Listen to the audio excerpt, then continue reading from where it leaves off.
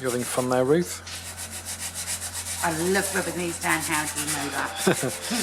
So we're just about to paint the edges of our baseboards here, a nice hue of grey.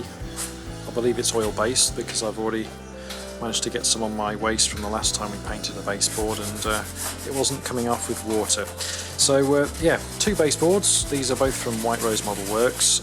We've reversed the way they're angled. This one was actually here before in the setup, so we had to drill a few more holes and reposition them, hence why we have some filler going on here to fill the holes just before we start painting.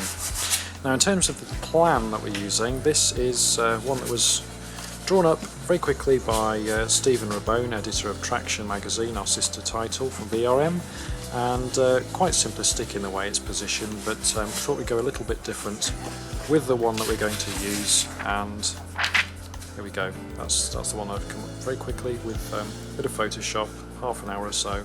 Gives you a rough idea as to where everything's going to go. So some more buildings in this corner here, a few more on that side there, and I've just realised I'm in the way of you, Ruth. I'll let you crack on, move around this side and show our viewers what's happening here. So got some outline of some buildings here, just on a brief bit of sketch on the baseboard. Essentially, the idea is to do as much as we can in-house, but for the logistics of something of this scale, I'm trying to go for a detailed model railway. Some of these buildings are going to be farmed out to Phil, who's going to work on them at home.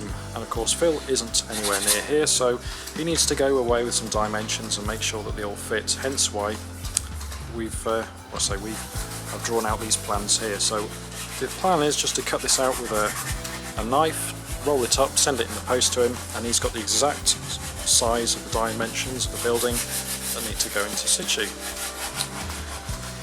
In terms of track, it's not quite down yet, but you can see we use some pins just to make sure that everything's smooth and the curves look okay. So we'll come back to that in a future video update and see how things are progressing. So there you go. That's the beginning of our layout, Runcorn Salt Union. You'll be able to follow it on our website, World of Railways, and share your comments and feedback on social media. Look forward to them.